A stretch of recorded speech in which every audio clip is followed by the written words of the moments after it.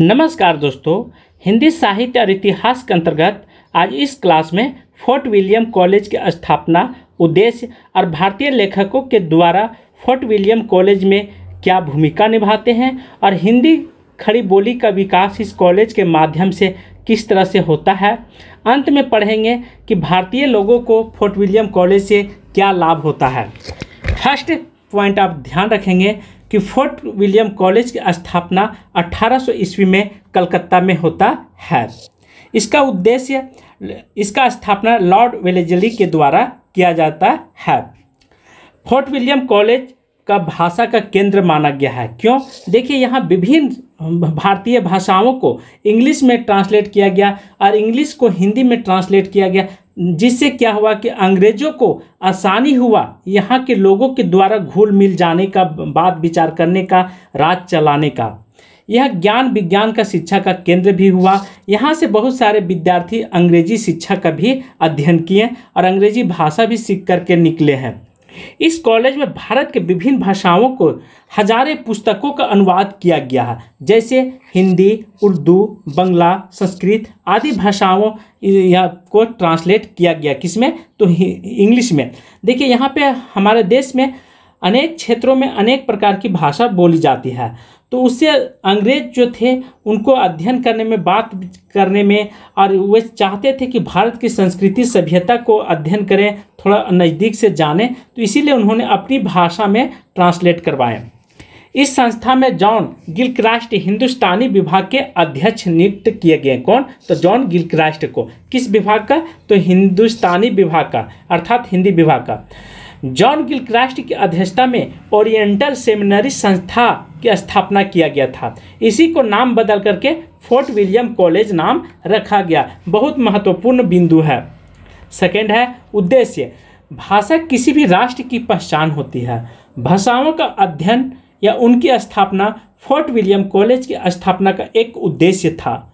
यहाँ ब्रिटेन के युवा सिविल अधिकारियों को प्रशिक्षित किया। लॉर्ड वेलेस्ली के अनुभव करते थे कि कंपनी के कर्मचारियों की जनभाषा का ज्ञान, उनके द्वारा सदाचार का पालन होना चाहिए। इस संस्था के जरिए भारतीय भाषाओं को समझने का अवसर मिला। भारतीय और अंग्रेज विद्वान भारतीय भाषाओं के आधुनिकीकरण के लिए साथ रह करके कार्य करते थे, क्योंकि भारत में भी आधुनिकीकरण की जो समय चली थी, वह दौड़ था, वह लहर तेजी से निकल पड़ी थी। खड़ी बोली आंदोलन की क्या भूमिका होती है? खड़ी बोली का विकसित रूप माना जाता है, अर्थात हिंदी का विकसित रूप क्या है? मतलब आज के समय में खड़ी बोली ही जन्मदाता है। खड़ी बोली कोरबी का उद्भव शौरसेनी अपभ्रंश के उत्तरी रूप से हुआ है। बहुत महत्वपूर्ण पॉइंट है कि शौरसेनी अपभ्रंश से किस भाषा का उदय हुआ है? तो कोरबी भाषा का, तथा इसका क्षेत्र देहरादून, मैदानी भाग सहारनपुर, मुजफ्फरनगर, मेरठ, दिल्ली के कुछ भाग और बिजनौर, रामपुर और मुरादाबाद। हिंदी को खड़ी बोली भी बोला जाता है और कोरबी, तीन नाम से हम जानते हैं हिंदी को। ठीक है, ध्यान रखें, कभी पलट करके पूछेगा कि कोरबी किसका उपनाम है, तो हिंदी लगाएंगे। खड़ी बोली किसे बोला गया? हिंदी को ही बोला गया है। 14वीं शताब्दी की शुरुआत में अमीर खुसरो ने खड़ी बोली का शुरुआत अमीर खुसरो ने ही किया था। खड़ी बोली का जन्मदाता अमीर खुसरो को माना जाता है। खड़ी बोली आंदोलन में दोनों विधाओं का गद और पद का विशेष योगदान होता है। किनके द्वारा? तो अमीर खुसरो ने। एक राष्ट्र एक भाषा की बात हो रही थी, हिंदी की राष्ट्रभाषा बनाने का प्रयास किया जा रहा था। मध्ययुग की धार्मिक स्थिति ब्रज भाषा के उत्कर्ष में सहायक हुई थी। राजनीतिक परिस्थितियों ने खड़ी बोली को प्रोत्साहित किया और खड़ी बोली मुस्लिम वर्ग के साथ उर्दू के साथ चारों तरफ व्याप्त हो गई। राजनीतिक क्षेत्र में ब्रज भाषा साहित्य महत्व घटने लगा। आधुनिक काल में खड़ी बोली उन्नति का, विकास का गढ़ रहा था, क्योंकि विशाल क्षेत्र में संपर्क भाषा थी, इसलिए उसके गत कितनी ही प्रगति फैलने से अधिक समय नहीं लगा, अर्थात जिसकी संख्या ज़्यादा रहेगा वह भाषा अधिक तेजी से फैला। अब यहाँ पे भारत के जो लेखक थे, निबंधकार थे, साहित्यकार थे, उनका भूमिका क्या रहता है फोर्ट विलियम कॉलेज में, और अंग्रेजों के साथ मिल करके भारतीय को भाषाओं का आधुनिकीकरण करने के लिए कोशिश किए। जैसे सदल मिश्र जो नासिकेता उपख्यान लिखते हैं, इन्हीं के द्वारा लिखा गया रचना है। इनकी रचना ब्रज भाषा का प्रभाव देखने को मिलता है। देखिए ब्रज भाषा इसलिए कि इससे पहले जब खड़ी बोली का प्रारंभ हुई तो उससे पहले ब्रज भाषा का प्रचलन जोरों से था। तो देखिए कोई भी चीज़ होता है न तो तुरंत बंद होता है और न तुरंत स्टार्टिंग होता है, खास करके संस्कृति और सभ्यता के मायने में।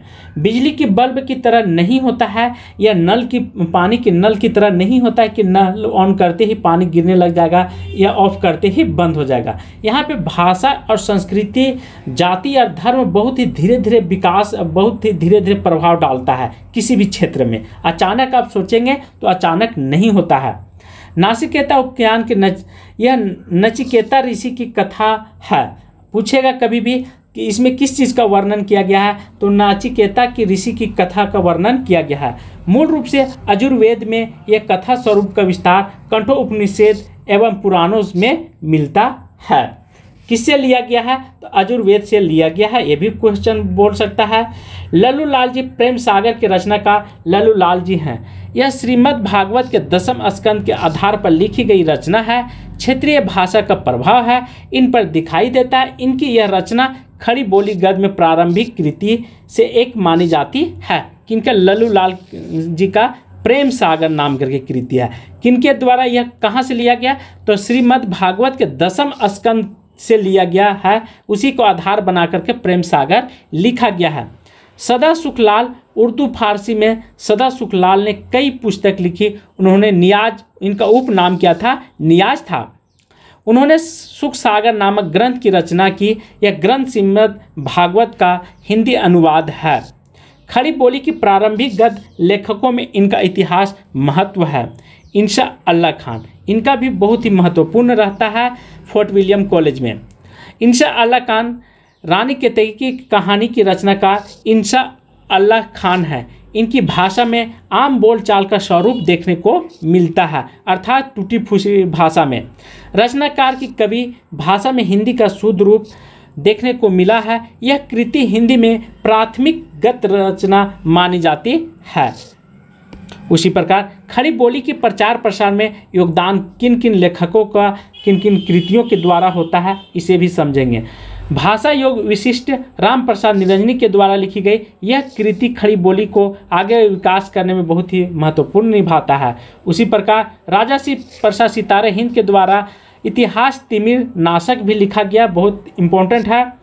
और श्रद्धाराम फिलोरी के द्वारा सत्य अमृत प्रवाह लिखा गया है। और श्रद्धाराम फिलोरी के द्वारा एक और लिखा जाता है उपन्यास, जो कि खड़ी बोली को आगे ले जाने में बहुत ही महत्वपूर्ण निभाता है। वह था भाग्यवती। 1882 ईस्वी में आता है। यह उपन्यास है। क्या है, उपन्यास है। इसी उपन्यास के कारण खड़ी बोली का बहुत आगे ले जाने का योगदान रहता है। फोर्ट विलियम कॉलेज में हिंदी का क्या महत्व है, इसका क्या उद्देश्य होता है। हिंदी के क्षेत्र में फोर्ट विलियम कॉलेज की सर्वाधिक चर्चा प्रेम सागर के संबंध में की गई है। किसके, तो प्रेम सागर में, बहुत इंपॉर्टेंट है। हिंदी में अन्य भाषाओं से भिन्न करके उसे स्थापित करने में प्रेम सागर ने यह भूमिका निभाई है। खड़ी बोली को लेकर के कॉलेज की भूमिका में भ्रांति रही, मतलब भ्रम पैदा कर दिया गया। लेकिन कविता और व्याकरण और ब्रज भाषा के क्षेत्र में संस्थान के कुछ महत्वपूर्ण कार्य किए हैं।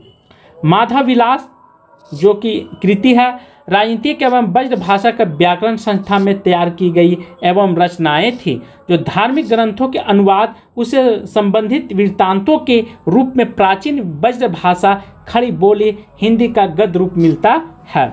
सेकंड है, द्विवेदी युग में खड़ी बोली आंदोलन के क्या भूमिका होता है, अर्थात द्विवेदी जी क्या खड़ी बोली को विकास करने में कितना बड़ा योगदान निभाते हैं, इसे भी समझते हैं और बहुत महत्वपूर्ण है।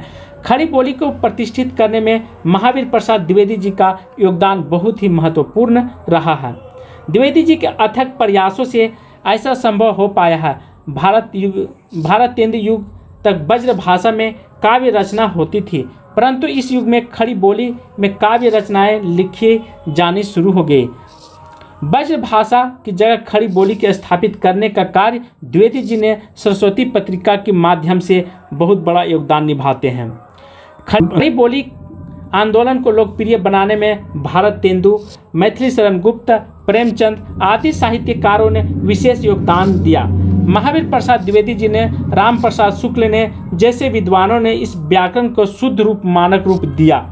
तो आज की क्लास में यहीं पे समाप्त करता हूँ। थैंक यू, धन्यवाद।